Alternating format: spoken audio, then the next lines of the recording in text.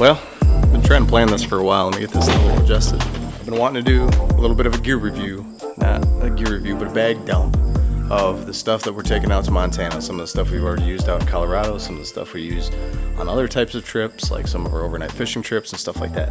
I'm gonna give you guys a little bit of a rundown of what I got. Josh, Ryan, and Jesse all have something a little bit different, but at least you get to get a perspective of what I'm using. So, without further ado, let's get into this. First things first, let's start things off with the bag. So, I'm running Stone Glacier Talus. I think it's 6,900 cubic inches with the lid.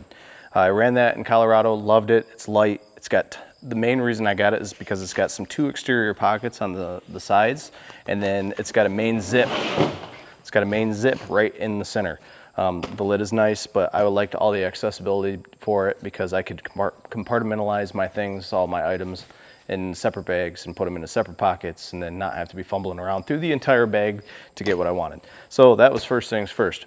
That's the bag. I like it, would recommend it. The other bag, technically like pack style thing, which a lot of, we'll say Midwesterners don't really use, is a bino harness. The bino harness I'm running this year, which I didn't have in Colorado, but the bino harness I'm running this year is marsupial gear.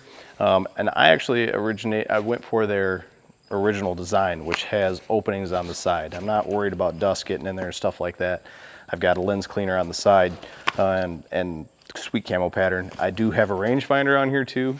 I won't have a tag in Montana, so I still think it'd be important for me to have the rangefinder if I'm with Josh or with Ryan, who will have the tags. I can arrange stuff for them. So yeah, the marsupial bino harness, totally would recommend it. Like it, love it, used it all turkey season, so I had some experience with it. And holds up great. I like it. And it's light, so that's nice. If we take a little closer look at this bag, I have the FHF pistol holster on my right hip. I like this holster. I haven't had much experience with it, just a little bit playing around with it, but I like this holster because I can take it off of this on my strap and put it onto my belt loop if I want to. Also, I can attach it, I believe, to the bino harness. It might be strictly for the bino harness of FHF gear, but I think I could probably, at the very least, jimmy rig it so that I could get it on the bino harness if I want it there. But really, I want the pistol harness on my right side, on my hip. That's where I feel most comfortable with it. That's where I've carried most of my pistols my entire life. And then I can strap it onto my hip if we're cleaning an animal. That's where that's at. And then on the left side, I've got Stone Glacier's new little pouch. I can't remember what this is called, but it's just a little accessory pouch. And what I'm thinking for here is my calls will probably be going into this pocket. For 2 reasons. One, my bugle tube is on this side as well, but I think the calls and maybe like my water filter and my water bag will go into here.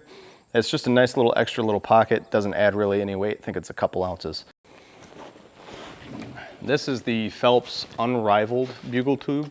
This is their smaller one. I like it. It's pretty compact. That was probably my biggest thing on that, and that still gives a good growl if I'm calling. It's still got some baffles in there to give that growl.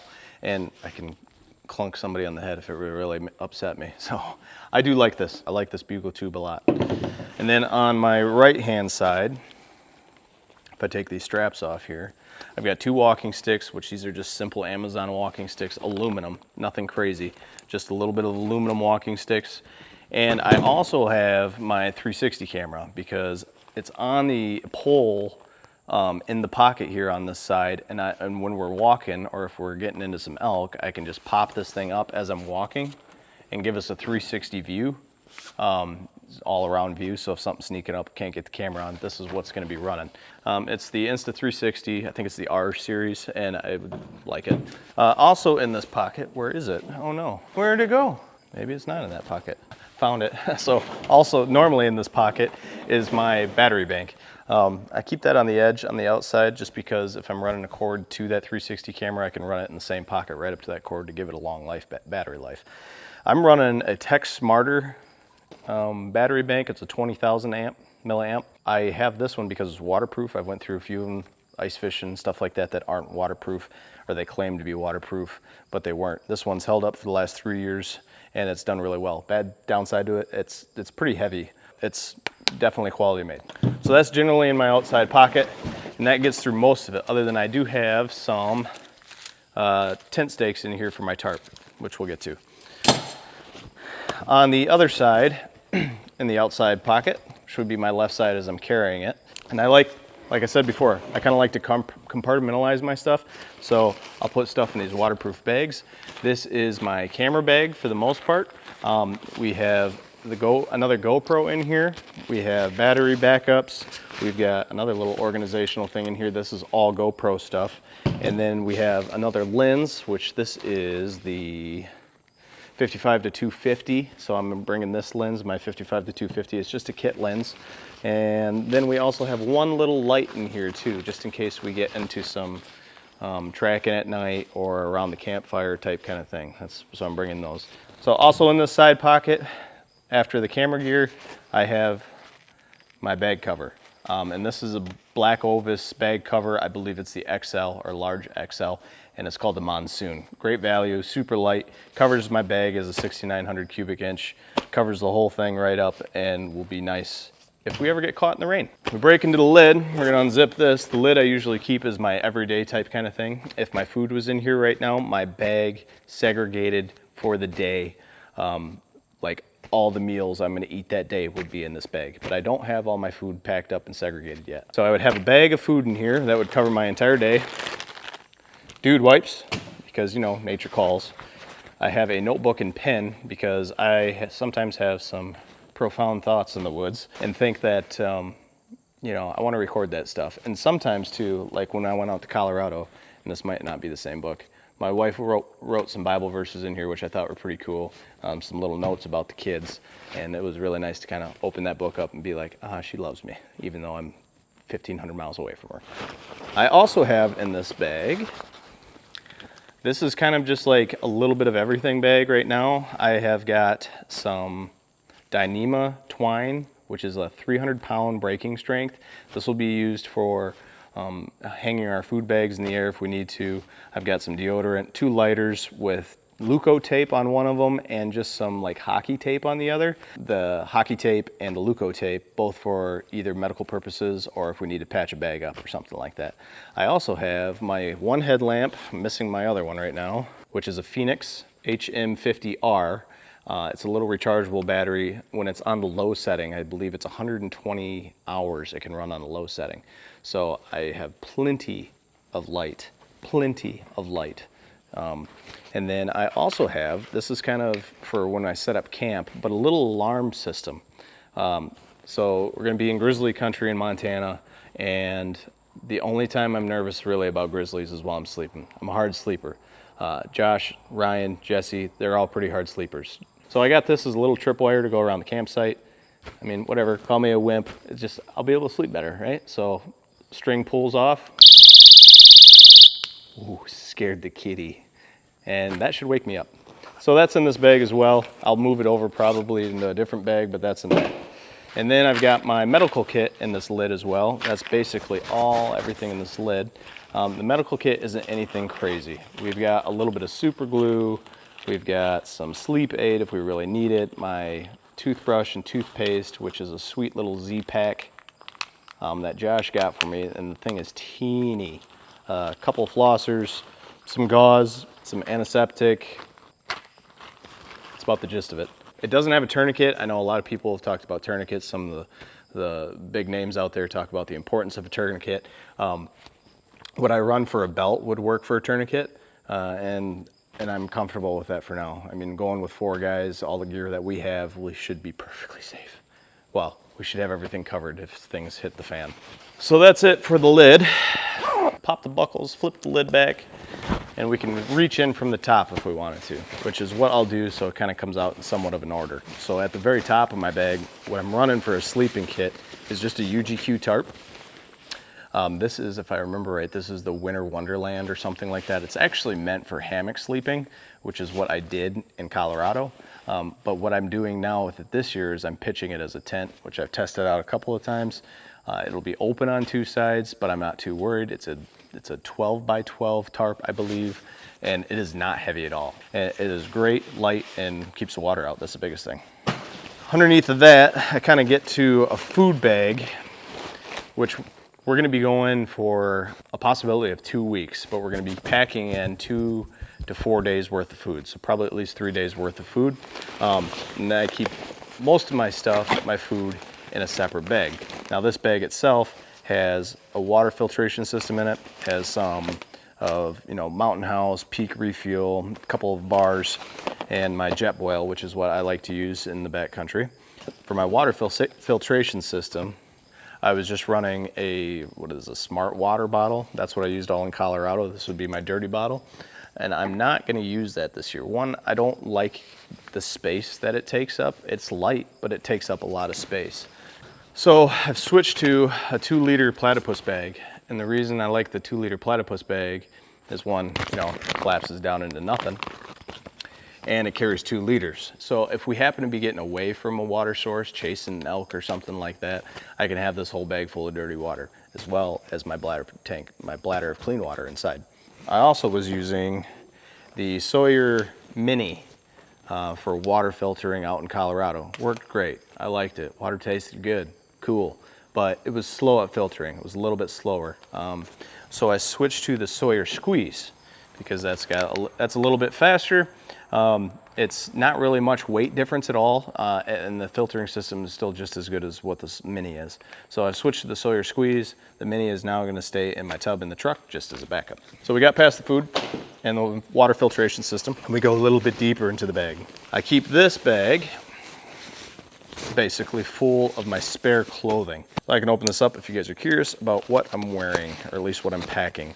Temperatures are supposed to roughly be 70s, low 70s during the day, and then down into the low 30s, high 20s at night. So packing a beanie. This is a Stormy Chromer beanie, wool beanie. I wore this all deer season, super warm. Might be a little bit on the heavy side, but you know what, I'd rather be warm. I'm packing some Furnace zip-off long johns by First Light, like them. And I'm also packing a Sawtooth jacket in the bag, I believe at least. The Sawtooth jacket will come with me. I will have a spare pair of pants, which these are the Obsidian corrugates. I haven't really worn them around much, at least kicking the brush, but I do like their new design on them, having a little bit more synthetic in the rub areas where they wear through. Then I'm packing the Kiln from First Light as well. I wore this all frickin' turkey season, and that's almost all I wore. And I was wearing that in about 45-degree weather up to in the 60s, and I was comfortable in it. Granted, I wasn't hiking up a mountain, but I was covering some ground turkey hunting, so that's gonna be coming with me. Now, it's a possibility not all of that will be packed into the bag, and I might give up like the Sawtooth jacket, because I am also packing. Uncle Padre, where are you? I had it stuffed in the tub, because I will also be packing this Uncle Padre, whatever you want to call it. So the vest might get thrown out, but I still want to keep the Kiln because, like, sleeping at night, if I need the extra warmth, then I've got it. Let me just get some of this stuff out of the way here.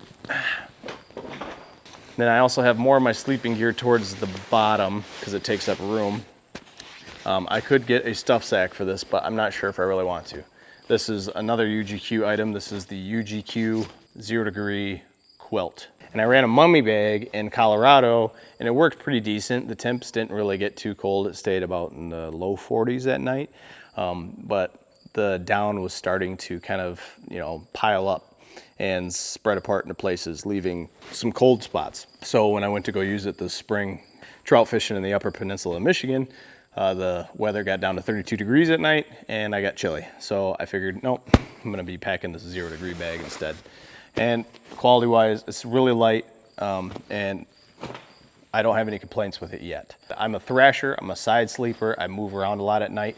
A quilt is right up my alley, a lot better than what a mummy bag was. So after I pull that out, we've got a bivvy. This is the Borah Bivvy with my tarp system that I'm gonna be sleeping overhead. I'm also gonna have the bivvy.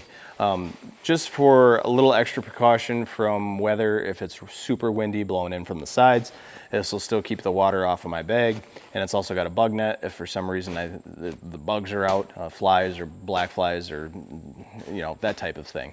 So we got the Borah Bivvy to go around my sleeping bag, as well as my sleeping pad, which is the Big Agnes Air Core Ultra. This is the 25 by 72. I'm gonna love it. That is the majority. Oh, hold on. It's Christmas still. This is my kill kit, even though I'm not going to be killing anything because I won't have a license. I'm still packing it just in case Josh or Ryan get a chance at shooting something. What I have in here is just one pair of Nitro Gloves. Not really necessary at all, but they're in here, super lightweight, don't weigh much of anything. I have a Havalon knife with the replaceable blades. And then I have a reflection bag, which is actually like a survival blanket, but I'm gonna use that to lay meat out on the ground if we need to, kind of cover an area. That only weighs a couple ounces. And then I've got 4 Allen, I think it's bone-in game bags. So that is my kill kit. As you can see, with everything out of it, this bag is pretty empty, as it should be. But that is all of the gear.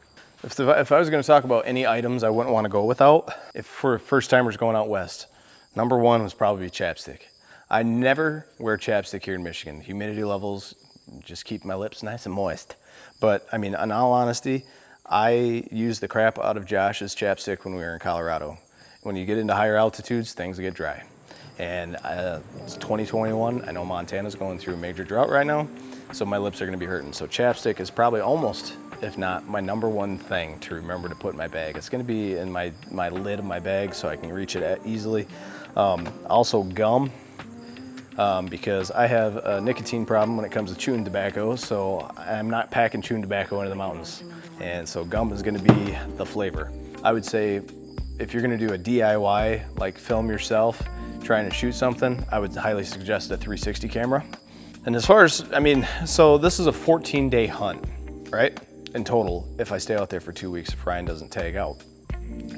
Other than this, most of everything else is gonna be in the truck. So this is pretty much all of it. 95% at least of what I'm gonna be packing for the camera gear, for my clothes. I might change that up a little bit, depending on the food I'm gonna bring, I might change that up a little bit. The filter system, the water filter system, I know I'm sticking with Sawyer Squeeze, and probably the platypus bag for my dirty bag. I know my sleeping system between the tarp, the bivvy, the Borah Bivvy, and the UGQ quilt, as well as the sleeping pad are gonna be solid and go to. I might throw some more stuff kind of like in my day bag. I mean, you know, I got a deodorant stick in here too, but just, you know, maybe I'll throw in a sewing needle or something like that for stitching up pants if I need to. Probably add a little bit more to my med kit. Wait, actually, I'm gonna put that chapstick in here and a bottle of Neosporin antiseptic right now, because I brought that out to put in here. And a pack of gum. There's gonna be 4 of us out there, so take that into consideration as well. If this is gonna be your first time going out west, big mountain hunting type kind of thing, take into consideration the people that are going with you. Make sure they have the same mindset that you do, and make sure you try and like complement each other's gear list. So if one person's packing a tourniquet, you don't need to pack another tourniquet. You know, stuff like that, just to keep things in mind. But this is basically a good starting point. Bag's gonna be your most important. Your sleeping system's gonna make you the most comfortable if you're not, you know, if you're backpack hunting. Other than that, you know, there's so much gear you could choose from. So many different brands. And it can be very overwhelming, but it's really not overcomplicated. You know, start looking at vinyl harnesses. Do you want to go with, you know, the marsupial gear, or do you want to go with a stone glacier, or do you want to go with, you know, an FHF? You know, there's piles of them. So lots of research you could be doing. Find what suits you best. The clothes, you could be doing different brand clothes. These are just what I like. I mean, I could ramble on about stuff all day, but I'll let you guys go. At least it gives you a good idea. So I hope you've enjoyed this video. Hope it gives you an idea of what you need. I'll catch you guys later. Thanks for watching.